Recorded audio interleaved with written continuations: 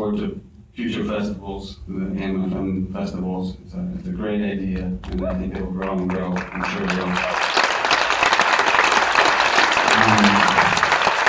I'd like to do special thanks to Jared Davis, the projector and man of many tasks at this festival, as well as Hugh Milstein from Digital Fusion Los Angeles for helping me prepare, well, not just this, but you're going to be, more is going to be inflicted on you, I'm afraid, on screen. But for helping me prepare a selection of images to show. And it's kind of hard to pick from thousands of images over many years, something that I think is concise enough they can still stay here for it, and that feels like it's representative of the work I do, and more importantly, the connection that I hope that comes across that I have with Dennis and his work. Anyway, you're going to be seeing that pretty soon, I think. And it's also hard to come up with something concise to say about Dennis and what he, not only what he means to me, but what he means to lots of artists, I think. And in order not to wander all over the place, I've written it down. I'm just an actor, so without a script.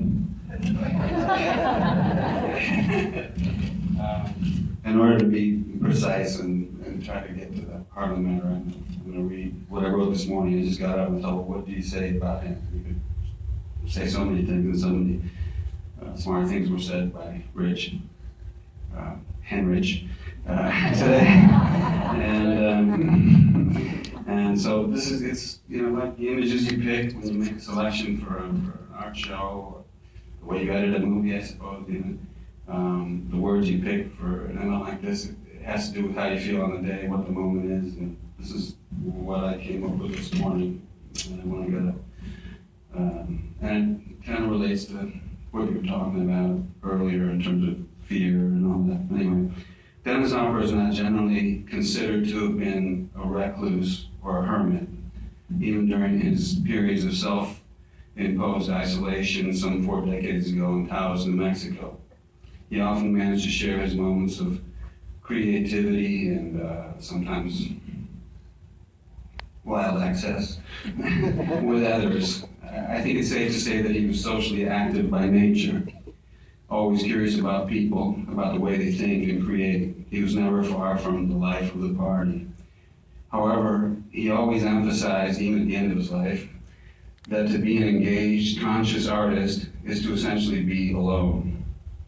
To express honestly what you see, hear, and feel, you have to seek out and recognize your own individuality, regardless of what others may think of you. You have to come to terms with your personal fear of death and the other mysteries that we all have to face eventually.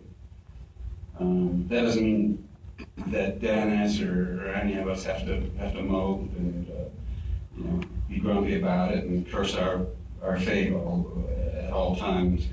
On the contrary, the absurd side of being alive for however long, for whatever reason, it can be the source of joy if we allow it to be. Fear and the absurdity of being afraid of what cannot be understood was part of Dennis's everyday life, and in some way, all of his conversations and observations that I was witness to.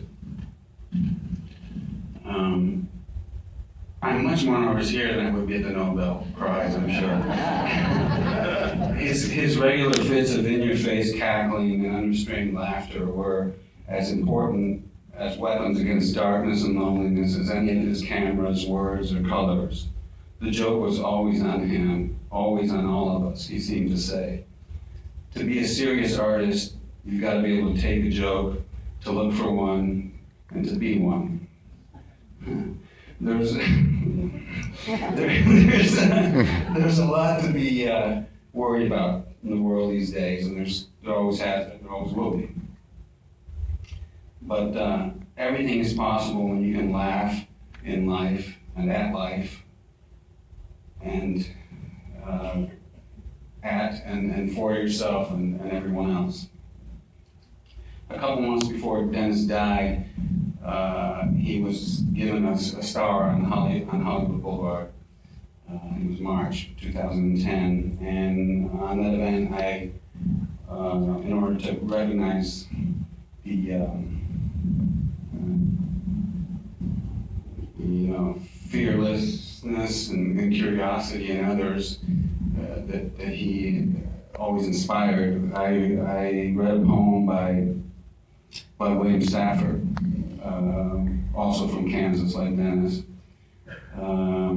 The name of the poem is called "For My Young Friends Who Are Afraid," and I'd like to read it again now, because I think it's appropriate to what Dennis stood for and what I just rambled about. For my young friends who are afraid, there is a country you will find in the corner of your eye, in the quick slip of your foot, air far down, a snap that might have caught.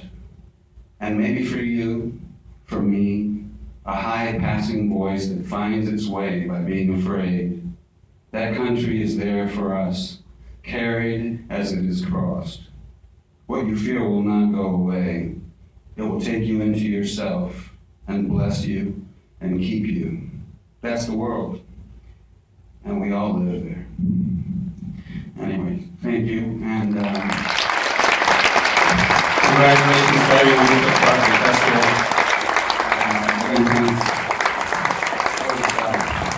That was dangerous.